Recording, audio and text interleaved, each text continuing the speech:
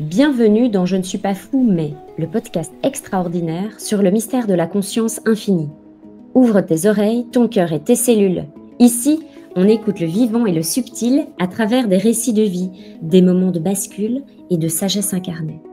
Je suis Ariane Riveros, facilitatrice de l'essentiel et de déploiement intégral grâce à la NSQ et autres outils de créativité. Abonne-toi et entre dans le champ, c'est maintenant.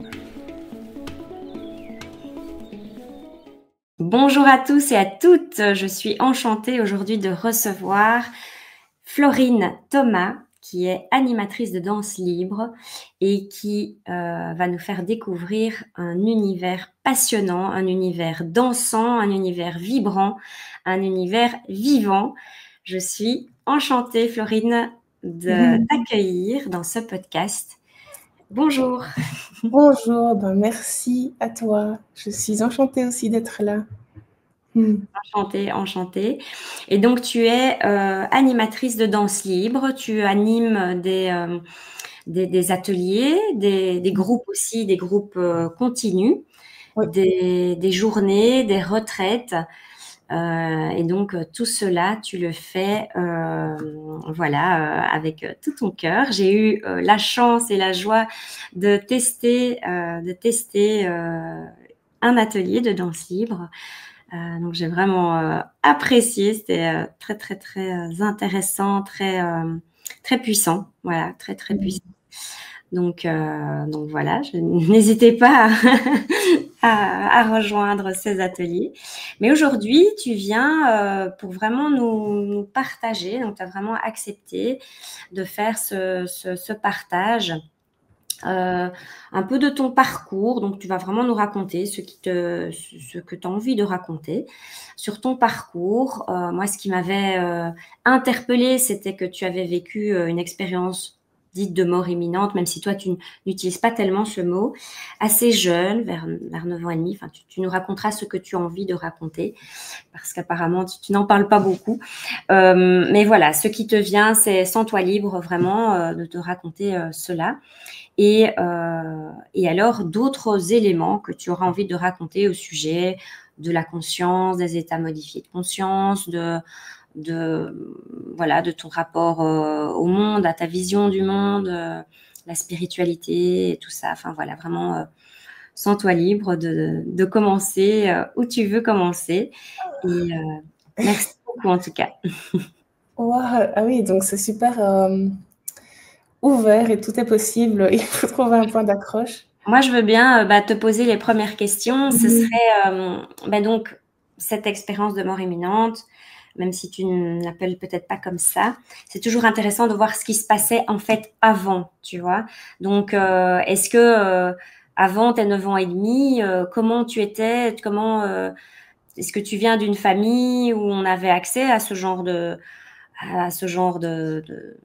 comment dire, de discussion? Est-ce que tu savais, enfin voilà, est-ce qu'il y avait un peu de religion, de spiritualité? Est-ce que c'était athée? Enfin voilà, quel était ton univers avant cette expérience? Et puis après, tu me raconteras ce que tu veux sur cette expérience-là. J'ai grandi plutôt dans une famille athée, mais quand même avec une forte influence chrétienne. Et je pense que, en fait, quelque part, le point de départ, c'est que mon oncle est mort juste avant ma naissance, à 20 ans. Et donc, je suis vraiment arrivée dans une famille en deuil d'un jeune homme. Et ça fait partie des choses que je raconte jamais, hein, donc c'est directement bim dans l'intime. Mais donc, je pense que je suis née quelque part déjà en contact très fort avec la mort. Et en fait, plus le temps passe et plus je mesure en fait à quel point j'ai eu un lien en fait avec cette personne morte et à quel point oui, c'est ça, j'ai une amie récemment qui me disait, c'était ces mots-là que je cherchais, qui me disait cette expression porter nos morts. Et ça m'a tellement parlé. Et en fait, je pense qu'on porte tous des morts, mais je pense que je porte particulièrement au moins un mort. Mmh. Donc cet oncle-là, et donc voilà, je pense que je suis, j'ai déjà grandi avec, ouais, ce lien, très intime et très direct, à la mort. Et puis ensuite, en effet, il y a eu, j'ai eu des problèmes de cœur, en fait, très tôt. Ben, à 9 ans et demi, c'était la première fois et donc c'est voilà, le cœur qui tout à coup démarre, c'est des crises de tachycardie. OK. Et donc le cœur qui tout à coup démarre vraiment, en trombe et qui bat, bah, quand on est petit comme ça peut aller la première fois, ça allait jusque 270 et donc oui, là, ça a été une première expérience de vraiment, oui, presque mourir quoi, voilà, de me retrouver en effet dans une situation à l'hôpital où, bah, après voilà, c'est mon souvenir, c'est de voir les c'est pour ça que je parle de mort imminente parce que, enfin, j'en parle très rarement, mais quand ça m'arrive d'en parler parce que ça ressemble à ce que certaines personnes décrivent de cette expérience-là, c'est de Mmh. voir les médecins du plafond, quoi. Ah Et oui. de les entendre dire des choses que je n'étais pas du tout censée entendre. Euh, et entre autres, ce qui était très choquant, c'était d'entendre un médecin dire ah, ça, une crise de tachycardie de cette intensité, à 18, alors je ne sais plus s'il a dit à 18 ou à 20 ans, c'est une crise cardiaque. La petite, elle est en vie parce que bah, elle a un cœur d'enfant, quoi. Mais si ça devait se reproduire à 18 ou 20 ans, c'est la mort. Et en fait, ça a très très fort bah, marqué mon développement, puisque j'ai en fait, et sans jamais en parler à personne, hein, c'est vraiment resté juste à l'intérieur de moi, j'en ai parlé beaucoup plus tard, je crois à partir de 25 ans, mais j'ai en fait intégré l'idée que certainement je mourrais vers 18-20 ans. Mmh. Et donc, bah, forcément, ça influence fort la perception de la vie et des choses. Mmh. Et d'autant que mon oncle est mort à 20 ans et qu'il avait pas mal de symptômes que moi j'avais aussi. Ah oui. Et on a aussi, enfin voilà, il y a plein de liens alors que j'ai cherché et certainement d'autres qui sont juste réels, de similitudes dans nos caractères. Et puis Mmh. cette question ouais, de porter un mort et de remplacer quelque part dans l'énergie de la dynamique familiale. Et donc, voilà, tout ça a fait que bah, j'ai toujours été une personne très bah, consciente, en tout cas, de notre mortalité, de notre finitude. Euh, et avoir vraiment un Excuse-moi, besoin. Oui, vas-y. j'aimerais bien te poser la question, est-ce qu'à ce moment-là, tu as pu en parler? Tu as pu parler autour de toi de cet événement ou c'est des années après? Parce que parfois c'est comme ça. Non, Ou non. est-ce qu'à ce moment-là, tu as pu dire: «Ah, j'ai entendu, j'ai vu, du plafond»? Bah non, non, parce que tout ça, non, non, non, j'en ai pas vraiment parlé à personne. En tout cas, dans mes souvenirs, j'en ai vraiment parlé à personne. Euh, OK. Non, je me souviens que la toute première fois où j'ai un peu mis des mots sur tout ça, même par rapport à mon oncle, c'était quand j'ai vécu au Brésil à partir de 20 ans, et Mmh. c'était là. Je me souviens que la toute première fois où j'en ai parlé à un ami, je me souviens vraiment du moment, quoi, précisément dans les rues du Brésil, Ouais. que j'ai juste dit ça un peu en rigolant parce que ça me semblait être ça, tout ça part vite, je trouve, dans les perceptions, un peu dans la dimension des rêves, quelque Mmh. part. Il y a quelque chose de pas très réel à tout ça, enfin pas très réel, en tout cas pas très dans la dimension du réel, on va dire, normal et quotidien et Mmh. rationnel. Ouais. Donc non, non, j'ai parlé de ça vraiment à très, très peu de gens et puis même encore aujourd'hui, je me méfie très fort, comme je t'ai déjà dit, je baigne dans le milieu du développement personnel et de la spiritualité depuis, très longtemps, 20 ans, un peu plus et je me méfie très, très fort de ces milieux-là et aussi de à quel point quand on parle de tous ces thèmes-là, à quel point les mots, sont maladroits et étroits et déforment, je trouve beaucoup et donc je trouve ça très, risqué en fait Mmh. de parler de tout ça et donc j'en parle très peu et je crois que la manière que j'ai trouvé d'être en lien avec, cette conscience-là ou cette sensibilité-là, Ouais. c'est de passer par le corps en fait. Mmh. C'est, c'est de moi j'accompagne les gens par le corps à se reconnecter aux sensations. Et à partir de là, on peut vraiment accéder à plein d'autres dimensions et plein d'autres manières de percevoir les choses et le monde et soi-même. Mais au moins, ça permet, je trouve, comme en tout cas via la danse et ma manière de l'amener, ça permet de ne pas, ou presque pas, ou peut-être le moins possible, plaquer ma perception sur l'expérience des autres. Je suis attentive à ça en tout cas, à vraiment créer des espaces où les gens peuvent vivre des voyages, on va dire, dans différentes dimensions, mais sans que ce soit induit, ou en tout cas le moins possible. Et ouais, voilà, ça c'est quelque chose aussi qui est important pour moi. Tout ce qui est dogmatique me répulse très fort, donc j'essaie de ne pas l'être. Même si c'est difficile de ne pas l'être du tout, puisque parler déjà quelque part, il y a quand même une transmission qui peut être intéressante et inspirante aussi. Donc, mais c'est pas dogmatique. Oui, bien sûr. Oui. Et donc, tu disais, donc tu arrives à 9 ans, tout ça, tu t'es dit peut-être que je ferais pas long feu comme mon oncle, voilà, que tu sentais cette connexion. Tu n'en parlais pas spécialement autour de toi. Tu viens d'un milieu donc pas spécialement spirituel ni religieux. Et comment, petit à petit, tu t'ouvres à ça? Si tu devais un peu essayer d'aller retrouver les bribes, je sais que ça ne se fait pas, c'est pas linéaire, c'est pas. Oui. Parfois, il y a des flashs, mais voilà. Oui. Comment est-ce que tu chemines je pense que ce qui m'a le plus aidé, c'est la lecture, c'est la littérature. Oui. Et principalement la poésie et principalement Henri Michaud. Oui. J'ai un peu, je suis très très monomaniaque, hein, je suis très obsessionnelle quoi. Donc je fais les choses à 100 000%. Voilà, je focalise sur une chose à 100 000% pendant très longtemps. Voilà. Excellent. Et donc, pardon? Tu approfondis Henri Michaud. Oui, voilà, oui, c'est ma manière de fonctionner. Et donc, j'ai découvert Henri Michaud quand j'avais 15 ans. Et donc, pour les personnes qui écoutent et qui ne connaissent pas, Henri Michaud, c'est un poète namurois.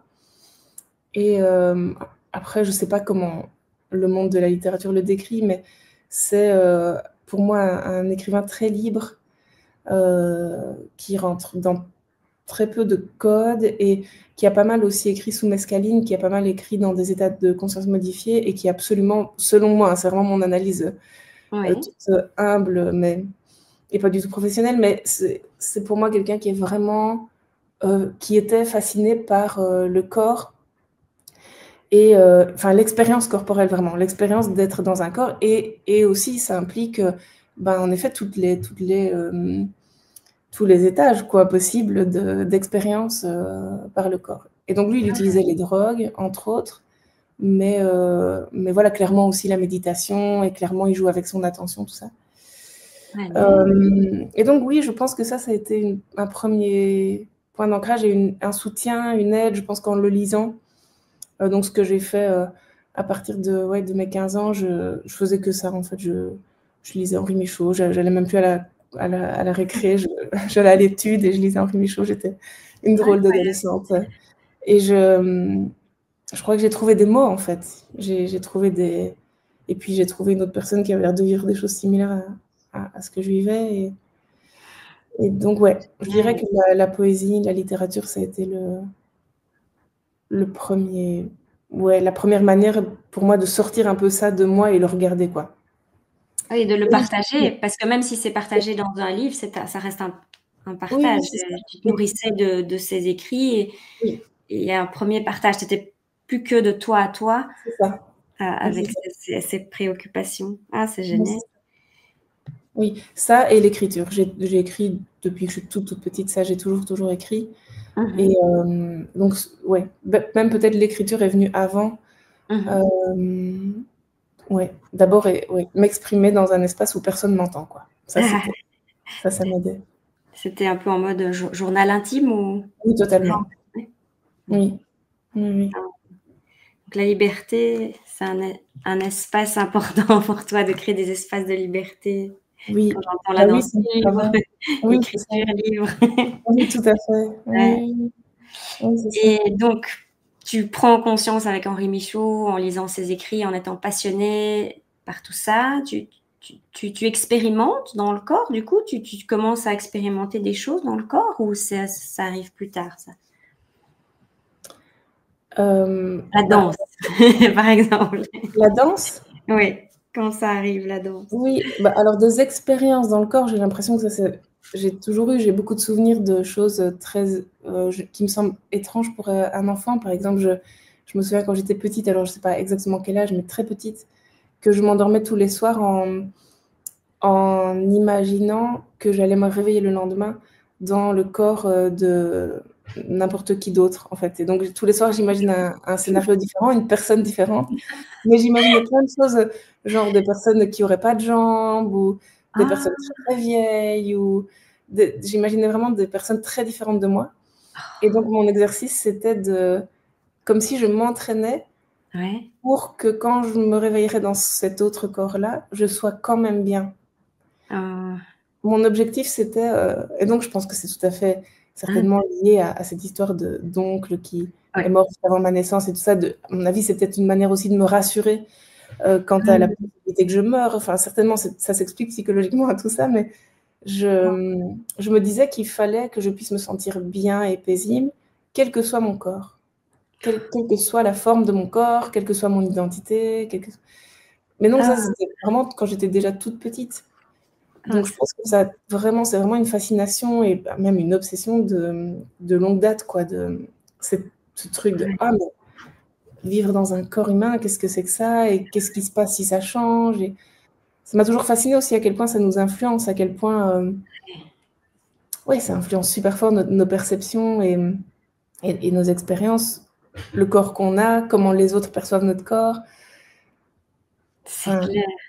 Mais donc, du coup, oui, quand tu as trouvé Henri Michaud, tu as trouvé ton frère, quoi, parce que lui aussi s'interrogeait sur cette expérience d'être dans un corps. Mais lui, il va carrément même encore plus loin parce que je me souviens, un des textes qui m'a vraiment marqué et que j'ai adoré, mais en fait, moi je fais ça tout le temps, c'est un texte tout simplement, il dit il y a une pomme sur la table et en fait, tout à coup, je suis la pomme. Waouh! Mais il l'écrit de manière magnifique et puis il part vraiment dans une longue alors expérience, là c'est totalement de l'imaginaire, mais cette question de qu'est-ce qui se passerait si tout à coup mon corps se transformait en pomme, quoi, quelque part. Enfin, si mon corps était une pomme. Enfin, bon, là, ça va vraiment encore plus loin. Mais t'as trouvé ton maître, quoi. Là, t'as fait respect, quoi. Ah ouais, mais totalement. Je dis, mais évidemment, mais c'est demander qu'est-ce qui se passerait si j'étais une pomme. Voilà. Oh, j'adore.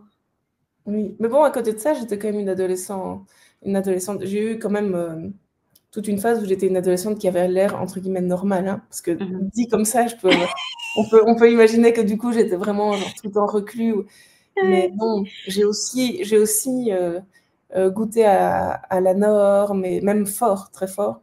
Je suis très vite et très violemment revenue, mais j'ai aussi fait ça. Oui. Mais oui, le titre du podcast, je ne suis pas fou, mais c'est pas pour rien, c'est parce que ça a l'air d'être fou, tous ces phénomènes, ces réflexions, ces passions, mais en fait, je dis, elles sont extraordinaires. Oui. Elles sont ordinaires, en fait. Oui. Et elles sont extra. Oui, c'est ça, ça n'enlève pas l'ordinaire, quoi. Ça peut faire partie de notre ordinaire, en fait. Donc, si on l'accepte, si on l'accueille, ça peut faire partie de notre quotidien. Oui. Et c'est extra. Et ça peut ne pas se voir du tout. Ouais. Aussi, quand on rencontre une personne, c'est intime, ça peut rester dans l'intime. Ici, tu t'ouvres exceptionnellement. D'ailleurs, merci pour cela. Et en effet, on n'est pas obligé de raconter toute notre intimité quand on croise quelqu'un. Et c'est aussi ça, c'est l'idée de prendre conscience que c'est là, c'est en nous, c'est autour de nous, c'est partout, partout et toujours. Et donc là, on est vraiment sur la première un peu partie de ta vie. Est-ce qu'il y a eu d'autres moments que tu identifies un peu comme des moments, pas de bascule, ou de rencontre, ou de synchronicité, ou de... Il y en a eu beaucoup, oui. Bon, tu peux en prendre quelques-uns, pas obligé de tout raconter. Prends ceux qui voilà, que tu trouves que c'est bon pour mon podcast, pour les auditeurs. Il y a eu pas mal de morts quand même autour de moi. Et donc, pas mal d'expériences aussi de la mort des autres. Et entre autres, quand même, l'expérience qui me vient là tout de suite, c'est mon coloc. Donc, j'ai été en colocation avec un homme qui s'appelait Sonam. Et je crois que j'avais quelque chose comme 25 ans et lui 36, un truc comme ça. Et donc, on a vécu ensemble pendant quelques mois et c'était voilà, très, très joyeux, on était très complices. Et donc, oui, c'est une longue. Il y a tellement à dire sur cette expérience-là, mais on a vécu, je crois, 3 ou 4 mois ensemble. Et puis, donc, on passait vraiment les soirées, des longues soirées à parler de beaucoup de choses. Il venait du Bhoutan et il était bouddhiste, pratiquant. Et donc, on avait des conversations très philosophiques et aussi autour de la mort, puisque le bouddhisme, c'est une philosophie qui m'a très, très vite intéressée pour ça, entre autres, parce que c'est une philosophie qui parle de la mort, qui intègre la mort, qui considère aussi que plus on... Enfin, c'est ce que je sais plus si c'était à la dernière danse que je l'ai dit, mais je le dis souvent, pour moi, vraiment, apprendre à mourir, c'est apprendre à vivre. Pour vraiment vivre, il est question d'apprendre à mourir, je pense. En tout cas, il y a quelque chose qui passe par là. Et donc voilà, c'était passionnant de vraiment vivre ces quelques mois avec cet homme-là qui avait une grande sagesse, vraiment une très très grande sagesse, qui méditait tous les matins pendant 1 heure, tous les soirs pendant 1 heure, qui pratiquait la méditation vipassana que j'ai aussi pratiqué pas mal. Et puis simplement, voilà, un soir, on a eu une dernière conversation où il m'a dit, voilà, cette chose de, pour moi, la mort, vraiment, c'est simplement un passage. Dans votre société, ici en Occident, vous en faites toute une histoire et vous avez très peur de ça. Il y a vraiment beaucoup d'ombre autour de ça. Alors, c'est vraiment juste un passage. On passe simplement d'un état à un autre état. Point. Il me dit par contre un truc que moi je sais qui est vraiment vraiment important, c'est justement l'état dans lequel on est au moment du passage. Ça c'est vraiment essentiel. Ça va déterminer la suite de l'aventure. Et donc il me dit tout ça ce soir-là. Et puis c'est pas cette nuit-là, mais c'est la nuit d'après. Étrangement, on est très mal tous les deux, et donc on est tous les deux enfermés dans notre chambre, on est très mal. Et puis je vais passer les détails, mais toujours est-il que voilà, il y a eu cette soirée là où on était vraiment tous les deux très mal et chacun reclus un peu. Et le lendemain matin, quand je me suis réveillée, il avait c'était quelqu'un de très comment on dit, qui ritualisait beaucoup de choses. Et donc, il avait vraiment plein de rituels. Le matin, quand il se levait, il ouvrait les rideaux, il laissait sa porte ouverte pour que je vois bien que sa chambre est vide et qu'il n'est pas là. Et là, ce matin-là, quand je me suis levée, c'était évident qu'il n'était pas levé. Aucun de ces rituels n'était fait, sa porte était fermée. Donc, toute la matinée, je ne fais pas de bruit. J'ai une amie qui vient, on ne fait pas de bruit parce que pour ne pas le réveiller. Ça semblait étrange qu'il n'aille pas au travail. Mais... Et là, une personne que je ne connais pas frappe à la porte et me dit « Sonam est mort ». Et en fait, il était parti au travail le matin. Et en fait, il a eu un accident de travail mortel, quoi. Et donc, il n'est jamais revenu. Et donc, voilà, évidemment, bon, ça a été un choc. Et à partir de là, j'ai vécu pendant plusieurs semaines ou mois, je me souviens plus exactement, c'est un peu flou parce que j'étais sous le choc, seule dans cette maison. Et j'ai vécu beaucoup d'expériences de contact, en fait, avec lui. Enfin voilà, après moi je veux rien affirmer de tout ça parce que c'est totalement personnel, mais je me suis jamais sentie autant en sécurité que dans ces moments-là. Et beaucoup de gens me disaient mais enfin ça doit être étrange de vivre dans la maison où, enfin voilà, on me disait mais pars, enfin, et en fait rien n'était étrange pour moi et quelque part il était tellement encore là et c'était voilà. Et donc il y a eu beaucoup de communication, je passe les détails même dans les rêves, dans le moment aussi d'endormissement. Souvent, là, c'était très clair. Et ouais, voilà. Donc, il y a eu aussi cette expérience-là qui a été... aussi, je pense que ça m'a encore plus... comment dire? C'est comme si ça avait encore plus amené toute cette conscience-là plus proche du rationnel. Parce que il y avait vraiment plein, je passe vraiment beaucoup de détails, mais il y avait tellement d'informations qui ne pouvaient pas, comment dire, être considérées comme ben justement du bullshit ou de l'invention ou même juste mon imaginaire. C'était hyper concret. C'était, Ouais. et donc vraiment du concret qui montre que c'est sûr qu'il y a Ouais, plus que ce qu'on voudrait croire juste avec notre esprit rationnel. c'est Euh, certain. Ouais. voilà. Oui, tu Donc, as eu comme des informations ou enfin voilà, des choses qui faisaient que là, tu dis, bon, là, c'est pas moi qui, c'est pas possible. oui, Ouais. oui. Bah, déjà, rien, entre guillemets, rien que cette histoire, enfin, cette notion de la veille de. Parce que Oui. c'est deux aspects-là qui sont les plus perturbants. C'est la veille de sa mort, qu'on se sente tous les deux. Moi, j'ai jamais eu ça de ma vie. Vraiment, je me suis sentie vraiment tombée dans un gouffre, quoi. Et j'ai appelé ma maman et j'ai cru Mhm. que j'étais dans une dépression. Bon, à ce moment-là, les termes n'étaient pas encore très clairs, mais je pleurais, mais sans aucune raison. Sans Ah, aucune raison, et tellement fort que j'ai vraiment dû appeler ma mère en lui disant, je sais vraiment pas ce qui m'arrive, mais ça va vraiment pas, quoi. Et lui, ça n'allait vraiment pas non plus. Il était dans sa chambre, enfin, et, enfin oui, vraiment plein de choses déjà cette soirée-là. Et puis le fait qu'ils partent sans faire ouais. tous ces petits rituels, qu'ils laissent cette porte fermée alors qu'en 3 mois ou 4 mois, ça n'était jamais arrivé. Je te dis, c'était vraiment la personne la plus disciplinée que j'ai connue. Et donc, ça veut Incroyable. dire pour moi, après j'en fais pas un dogme non plus, mais que clairement, cette mort, en tout cas sa mort à lui, elle est, elle était déjà là. Pour moi, il y a quelque chose de cet ordre-là, de, oui, Surtout avec la discussion de la veille. de Il l'avant-veille, disait, ça c'est un dure. passage, genre, c'était très apaisé, son idée de mourir lui-même. Enfin voilà, c'était incroyable, quoi. Comme s'il savait que c'était son moment, peut-être pas consciemment, mais en tout cas, il y avait une information qui était là.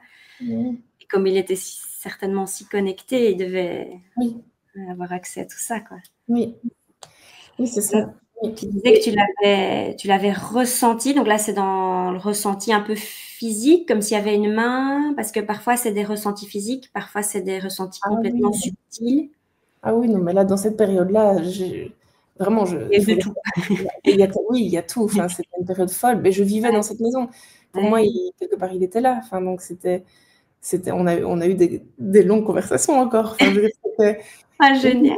je le voyais, je le sentais. C'était, Ah, mais, génial. mais dans des moments, enfin, c'était tout le temps. Mais vraiment le voir et le ressentir, genre vraiment comme s'il était Ouais, physiquement présent, ça, c'était toujours dans les moments ouais. d'endormissement ou pendant la nuit où je me réveillais, mais vraiment avec pas une once de peur, jamais, parce que je te Non. dis, autour de moi, les gens s'inquiétaient, surtout ceux à qui je disais un peu tout ça, donc ça fait Ouais. peur. Il y a énormément de peur autour de tout ça. Oui, c'est fou. Ouais. Et ça, vraiment, la peur, je crois que c'est vraiment les moments de ma vie où il y a eu vraiment pas de peur, quoi. Ça Ouais. n'existait pas. C'était vraiment une confiance et justement une sensation de sécurité plus grande que jamais, quoi. Sinon, Incroyable. c'est vrai que j'aurais pas pu être là. C'est vraiment une grande maison. euh, j'aurais eu peur. Enfin, c'est logique. Mais non. Non, il était là, donc c'était apaisant. Ouais. Et beaucoup de gens témoignent que cette présence est hyper réconfortante. Il y en a qui décrivent, il y a même tout un livre, j'ai pas la référence, d'une personne qui pendant 3 jours après le décès de son père a baigné dans un amour mais Oui. infini. Bah oui, oui, oui, ça Genre c'est pendant sûr. 3 jours, elle était comme ça, avec comme si c'était une ce que disent les gens quand ils ont vécu justement des expériences de mort imminente parfois, Oui. quand ils basculent un peu de l'autre côté Oui. et qui reviennent en disant: «Je ne sais pas décrire cet amour, il y a pas de termes pour décrire Oui. ce que j'ai vécu», enfin et heu et donc c'est vrai que ça peut être, enfin voilà, très, très impressionnant parce que là, en effet, il y a pas vraiment de doute, enfin il y a on sait que c'est la personne, on sait qu'on est en communication avec la personne, c'est certain. Voilà, Ben oui. Oui. Oui. tout à fait. Et donc tu as vécu ça, donc ça, c'est un moment aussi très fort dont tu nous parles, tu nous dis: «Bon voilà, ça c'est un moment, waouh quoi, c'est qui te qui t'a en fait conforté comme ça dans cette idée que la mort, enfin de tout ton tout ton cheminement avec la mort, j'ai envie de dire, pas autour de, mais vraiment d'être Oui, en connexion avec. oui, ben, oui. Ouais, en fait, je crois que j'ai pas encore compris, cerné, ressenti toutes les raisons pour lesquelles cette expérience-là m'est arrivée. J'ai encore récemment, j'ai eu comme des nouvelles informations par rapport à ça. Mmh. Parce que j'ai débarqué dans cette maison-là. Enfin, il y a quand même beaucoup de hasards qui m'ont amené à vivre ça, cette intensité de relation pendant 3 4 mois, et puis cette mort. Mmh. Et ouais, oui, c'est comme si pour moi c'était une expérience pour m'aider quelque part, enfin si je dois mettre des mots, mais m'aider à mieux comprendre, je pense, toute cette dimension-là qui est difficilement, Mmh. ben oui, compréhensible et ouais. Est-ce que tu as ressenti, parce que ça aussi c'est décrit souvent, et moi-même aussi, hein, je l'ai vécu, si je suis intéressée par tout ça, c'est pas pour rien. Oui, J'en parlerai une autre fois, mais euh, c'est de ressentir une sorte d'héritage, de transmission. Donc, quelqu'un qui avait un don de guérison, qui au moment de son décès va communiquer avec une personne, il n'a peut-être pas communiqué avec d'autres, tu vois, et c'est comme s'il y a eu cette personne-là en particulier pour transmettre soit des dons de guérison, soit des... Ici, tu me dis que c'est quelqu'un mmh. qui a une énorme sagesse, qui Mmh. avait justement ce côté lié au bouddhisme de quelque part de mouvement de la mort, de passage de cette vision que c'est Oui, naturel, que c'est tout à fait que apprendre à mourir pour apprendre à mieux vivre, oui, etc. oui. Est-ce que tu as eu le sentiment qu'il y a eu une transmission? Est-ce que tu t'es senti, on va le dire cash, est-ce que tu t'es senti plus sage et comme imprégné de sa sagesse en ayant vécu ça? Ou Oui, bah, disons, bah, je pense qu'on peut même le voir de manière assez rationnelle, mais euh, dans- quand je l'ai rencontré, à la fois, je pratiquais la méditation Vipassana, qui est quand même intense. Ça implique de faire des stages de 10 jours où on parle pas, on regarde personne dans les yeux, on fait que méditer 10 heures par jour. Enfin, donc j'étais quand même déjà à fond là-dedans. J'étais à ok, fond déjà dans la danse. J'étais déjà en train de faire une formation en relation d'aide par le toucher, donc c'est de l'accompagnement psychocorporel. ouais, Euh, j'ai- J'étais déjà très très fort dans tout ça. Et en même temps, j'étais encore un pied dans une autre vie qui ouais, est... je viens de Chimay à la base. Et donc c'est une ville qui produit de la bière de Chimay. ouais, Et c'est une ville où on boit énormément d'alcool. Et donc, moi, bien, j'ai vraiment grandi dans un milieu ouais. où l'alcool, c'est Ah vraiment ouais. normal, quoi. Et c'est normal de vraiment boire tellement d'alcool que on arrive dans des étapes pas possibles. Et donc, moi, j'ai vraiment beaucoup fait ça pendant une première partie de ma vie, de boire vraiment démesurément trop Ah ouais, fort, ouais, trop. Et, ouais, et donc, à ce moment-là, quand je vivais avec Sonam, j'étais vraiment à la fois très, très fort déjà, voilà, dans tout ça, méditation, conscience, danse, tout ça. Et en même temps, je me bourrais encore la gueule vraiment souvent. Et donc, je revenais dans des états pas possibles à la maison. Et lui, sa perception de moi, c'était vraiment l'incompréhension. Il me le disait, cash. Il me disait, je ne ouais. comprends pas Ah ouais. pourquoi tu continues à faire ça. Ça fait tellement de mal à ton corps. Enfin, il n'y a que du mauvais là-dedans. Enfin, et Ah, alors que tu es aussi cette personne que tu es. Enfin, et donc, ah, vraiment, je crois qu'il avait même une forme de colère et vraiment une incompréhension. ah. Et moi, je me souviens que je m'en foutais un peu de sa perception. Je me disais, bah, je fais ce que je veux. Enfin, Et puis, après sa mort, il y a eu un shift quand même. Mhm. Il y a eu un shift, simplement, je pense, parce que, bah, déjà parce que c'était un choc. Et puis, je crois, dans une phase de m'éloigner de Mhm. ça. Mais ouais, ça a accéléré cette transition-là. Et puis, je pense que le fait aussi que lui me reconnaisse euh, Mhm. dans cette autre personne, personne, on va dire, plus, je sais pas, consciente, même si j'aime pas ce terme-là, mais en tout cas qui fait pas du mal à son corps et qui prend soin et qui a une forme de discipline pour rester dans un certain état d'éveil, on va dire. Le fait qu'il reconnaisse ça en moi, c'était un gros soutien. Et j'avais plus envie d'être plus cette personne-là après. Donc voilà, je ne dirais pas qu'il m'a transmis une sagesse ou quoi que ce soit, mais je pourrais dire ça, que cette expérience a été un énorme soutien, en fait, au final. À plein de niveaux. Parce que quand tu es encore jeune, enfin, je sais pas quel âge tu as, mais quand on va à tes ateliers, je peux le dire. Si tu veux. Combien? 37. 37. Mais tu vois, quand on va à tes ateliers, enfin moi j'ai été à un atelier, j'avoue j'étais dedans et tout, mais si après je me fais mon petit feedback, je fais ouais mais quelle sagesse, tu vois, enfin dans tes guidances, bon je suis sûre que je dois être bien connectée pendant tes guidances, mais je veux dire, je me dis mais ces petits bouts de femme, enfin voilà, je te donnais 35, tu vois, donc je me dis mais quand même quoi, elle est encore fort jeune, enfin pour avoir cette sagesse. Moi j'ai déjà fait des stages de Life Art Process, la dame était plus âgée, tu vois, et je me dis pour faire des guidances comme ça, pour moi, ça m'a impressionnée. Je me suis dit, waouh, moi, à 35 ans, je faisais à peine mon début d'éveil spirituel et encore. Mais bon, chacun son parcours et c'est normal. Mais je veux dire, là, quand je t'entends, j'ai l'impression que voilà, tu étais déjà à 25 ans, déjà dans tout ça. Et en même temps, comme tu dis, il y a eu ce cheminement avec cette expérience qui a un peu accéléré. Donc, il y a en effet quand même une sagesse un peu précoce, notamment aussi avec ton expérience dans l'enfance.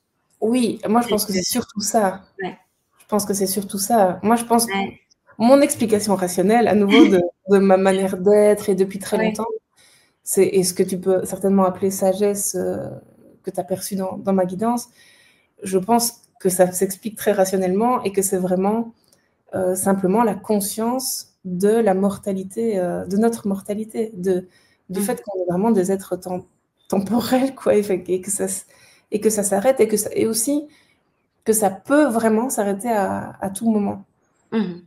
Ça, je pense que d'ailleurs le bouddhisme et beaucoup de philosophies et beaucoup de courants spirituels, je pense, visent à amener cette conscience-là dans la personne. Moi, je l'ai juste parce que la vie, en fait, et parce que la mort. Enfin, et même avant, en effet, enfin vraiment, voilà, c'est tout ce que je viens d'expliquer. Je pense vraiment aussi le fait de venir dans une famille qui est remplie de morts d'un jeune homme inexpliqué. Enfin, je pense que ça vient juste de là. C'est comme si j'ai pas eu le loisir, en fait, d'être dans une forme d'innocence. Après, j'ai une forme d'innocence aussi, mais d'innocence par rapport à la mort et par rapport à cet aspect-là de la vie. Je pense que je l'ai jamais eu, puisque j'ai toujours su que ça pouvait s'arrêter à tout moment. C'est dingue. Donc je pense que c'est simplement ça. Je pense que... Et ta rencontre avec la danse, ça s'est passé comment? Tu as toujours dansé? Parce que la danse libre, c'est pas la danse la plus connue. Enfin, non. Comment est-ce qu'on arrive J'ai toujours dansé. Depuis que je suis petite, ça a été dans les activités principales, mais plein de types de danses différentes, quoi. J'ai vraiment testé beaucoup de choses, mais sans jamais vraiment rien accrocher. Vraiment, beaucoup de techniques différentes. Et aussi, donc ça, c'était pour ce qui était des cours. Mais par contre, aussi, ce que je faisais autant que possible, c'était d'aller dans des soirées et de danser. Donc, je dansais. J'allais dans des soirées et je dansais. Mais alors là, il faut quand même le dire, alcoolisé. Toujours alcoolisé. Mais très vite, dès que j'ai pu, que mes parents autorisaient, j'étais vraiment la personne qui restait jusqu'à ce que la musique s'arrête vraiment. Ils en voulaient encore. Mais vraiment, avec l'alcool, quoi. Mais avec le recul, je me suis rendu compte que même s'il y avait l'alcool, j'utilisais ces moments-là et j'utilisais le mouvement pour me réguler émotionnellement, en fait. Mais bon, malheureusement, l'alcool fait que ça te dérégule aussi émotionnellement et à plein d'autres niveaux. Donc, il y avait du bon, il y avait du moins bon. Mais donc, voilà, la danse, elle a été présente comme ça dans un premier temps. Simplement jusqu'à ce que je vive un premier atelier de danse libre dans le cadre de ma formation en accompagnement Oui. psychocorporel. Et en fait, là, ça a été vraiment, je pense que je te l'avais dit, un de ces moments vraiment choc et inscrit dans mon histoire parce que Mmh. simplement, vraiment une révélation. C'était rien de fou, c'était un petit échauffement, en fait, qui passait par une guidance inspirée des 5 rythmes. Oui. Simplement le fait qu'une personne avec, je sais pas, on est peut-être 20 dans une salle, le fait qu'une personne dise, ben voilà, je vais mettre de la musique et vous allez pouvoir bouger absolument comme vous voulez. Vous êtes totalement libre et faites exactement ce que vous voulez. Ben, ça a été vraiment une révélation. Je suis arrivée à la maison ce jour-là. Je me suis dit, ah voilà, c'est ça que je cherchais depuis longtemps. Et c'est fou parce que Oh, c'est ça qui faisait j'adore. qu'il fallait que j'en fasse mon métier parce que Ouais. c'est d'une simplicité quelque part. Alors après, l'expérience, c'est pas si simple. Enfin, aujourd'hui, je mesure aussi à quel point c'est un métier d'accompagner les gens là-dedans et que c'est simple mais pas facile.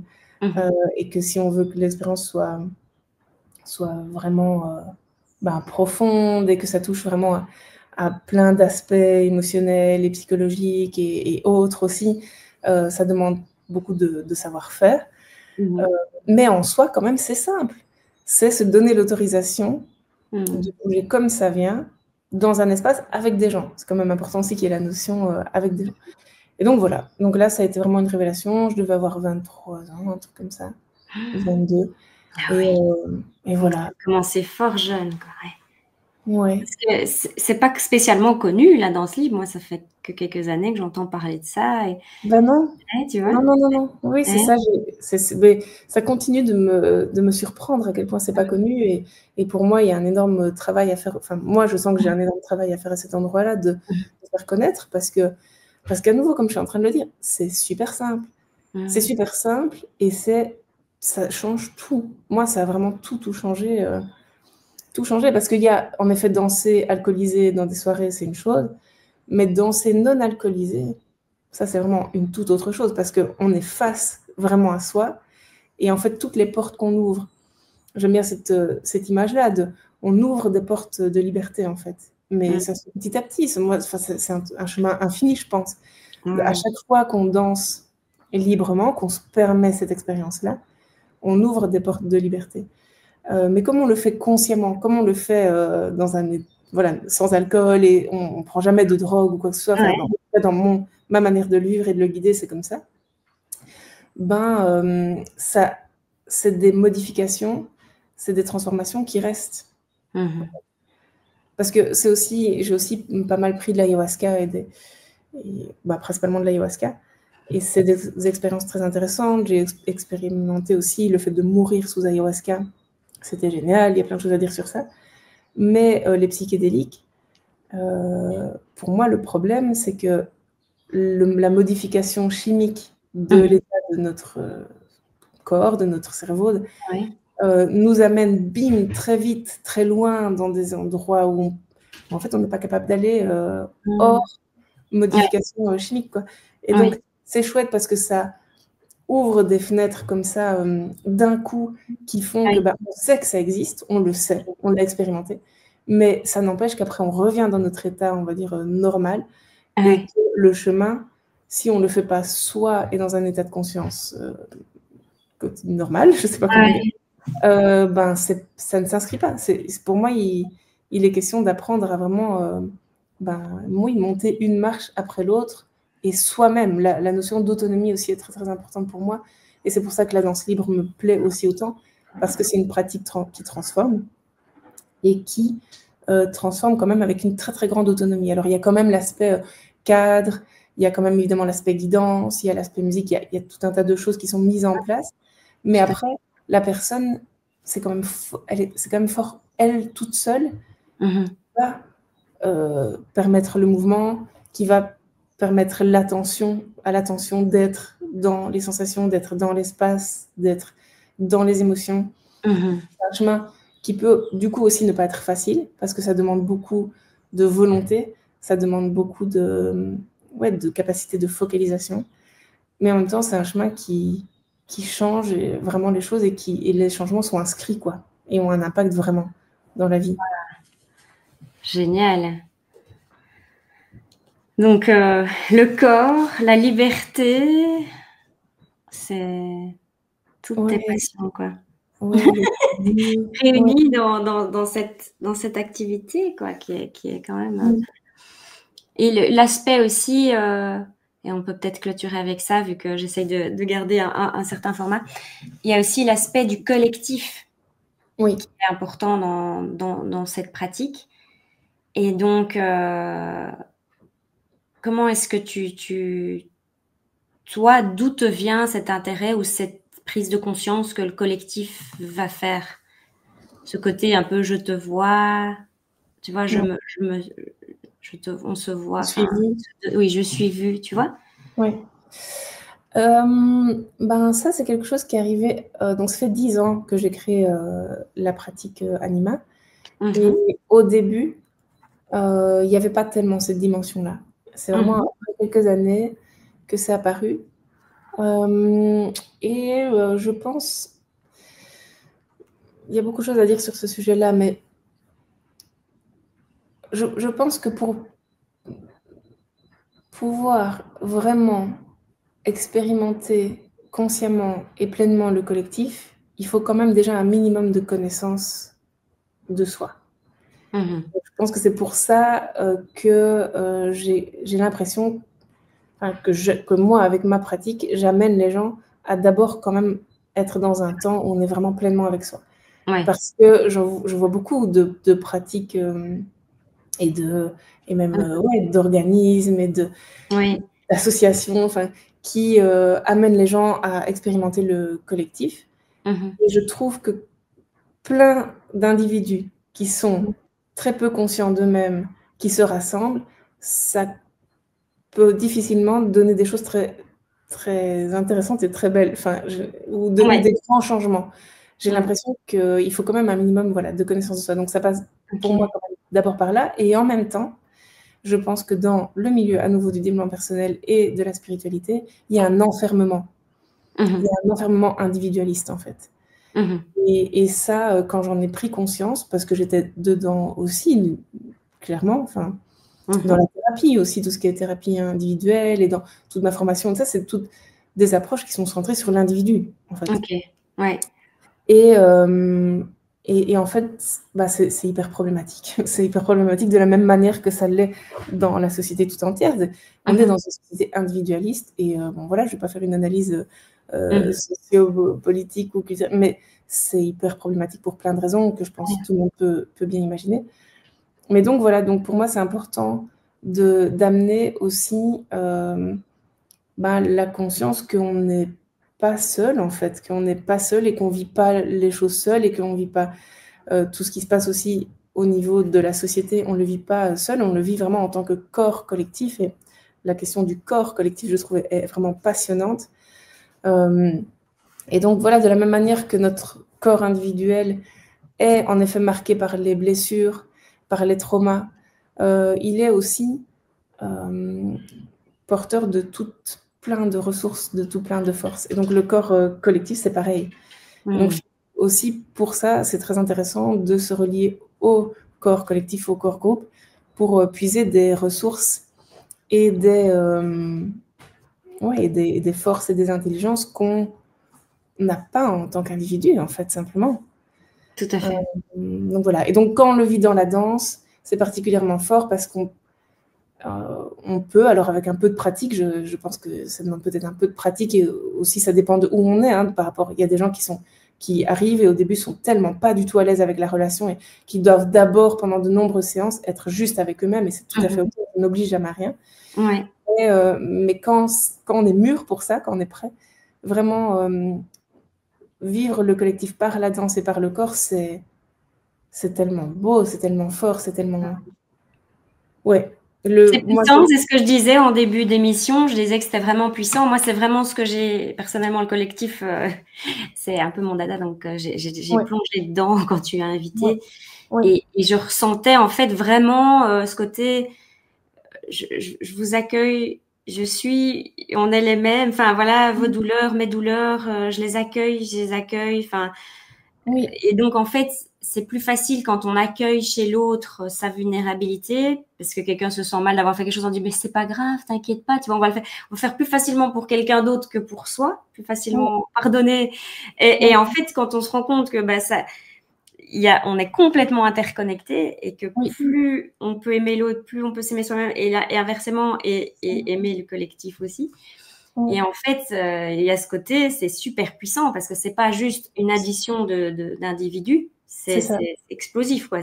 Oui, c'est ça. Oui, c'est ça. Donc, oui, et je trouve que c'est aussi important, et peut-être de plus en plus, enfin, moi dans ma vie et dans ma perception de l'évolution de l'humanité, enfin, et de simplement mon existence, j'ai l'impression que c'est de plus en plus important aussi de pas se limiter à sentir nos propres épreuves, nos propres blessures et voilà, les propositions d'évolution juste en soi, mais vraiment à un niveau beaucoup plus large que soi. Et puis voilà, après il y a le collectif des humains, et puis il y a plus large aussi, évidemment, qui est aussi pour moi très important à prendre en compte. C'est vraiment c'est ça. Pour moi aussi, la danse, ça amène à ça. Ça amène à... Mais à nouveau, faut, je pense, un minimum de pratique, même s'il y a des gens qui, dès la première séance, peuvent le vivre. Mais pour moi, en tout cas, plus je pratique et plus je peux sentir, je crois, la vie au-delà de moi, quoi, quelque part. Le vivant au-delà de moi. C'est cette interconnexion dont on parle, mais qui reste un terme comme ça. C'est un peu comme si on avait le mode d'emploi pour le vivre dans ses cellules, dans sa conscience, de vivre cette interconnexion. Tout est interconnecté, on dit. Mais c'est une sagesse un peu théorique. Là, on le vit. C'est une jolie phrase. Ouais. C'est une jolie phrase, mais c'est vrai que le ressentir vraiment, et en plus avec la danse, avec la musique et avec la force du groupe, on peut vraiment arriver dans des états où on le sent vraiment fort. Et c'est rassurant. En plus, je pense qu'il y a quelque chose de... Vraiment, en tout cas, ça me rassure à chaque fois que je peux le sentir. Parce que j'ai l'impression aussi que dans les informations qui peuvent venir du monde, et même du monde normé, c'est pas super positif. Et comme si j'ai l'impression moi d'entendre, on est séparés. On est séparés et c'est chacun sa merde. Enfin, j'ai l'impression, oui, qu'il y a peut-être aussi avec les réseaux sociaux, qu'il y a de plus en plus cette sensation de bulle, en fait, avec les algorithmes, où on est comme de plus en plus, toutes et tous, enfermés dans nos petites réalités et où on ne perçoit pas les autres. Et voilà, c'est aussi une des forces de la danse libre, c'est que ça peut rassembler des gens quand même différents. Alors, on est quand même dans une bulle, hein, c'est sûr. Enfin, mais voilà, mais quand même des gens d'âge différents, des gens avec des expériences différentes, avec des milieux socioculturels très différents quand même. Donc oui, j'ai un peu perdu mon fil, mais... Mais en tout cas, voilà, on parlait de l'interconnexion et de le vivre vraiment, et de ces états qu'on pouvait atteindre. Voilà, si facilement, sans rien prendre, si naturellement, je vais dire. Oui, mais par exemple, un thème que je trouve assez présent autour de moi pour l'instant et en moi, c'est la sidération. Avec différents événements qui se passent dans le monde ces derniers temps, je pense qu'il y a beaucoup de personnes qui sont vraiment dans un état de sidération face à tant de violence et face à tant d'actes incompréhensibles. Et donc, ça m'arrive souvent ces derniers temps vraiment d'être dans des conversations avec des proches et en fait on n'a plus de mots. Et on est juste ému, mais dans un mélange de colère et de tristesse et en fait, on sait même plus quoi dire, en fait, tellement ça semble fou et mauvais et à côté. Et donc, en fait, ça, se permettre de vivre la sidération dans le corps, vraiment, et dans la danse, et à plusieurs, parce que vraiment, je pense qu'on est une grande majorité à sentir ça.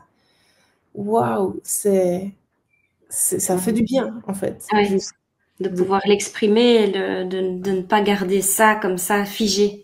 Ça circule. Parce que ça nous fige, oui, c'est ça.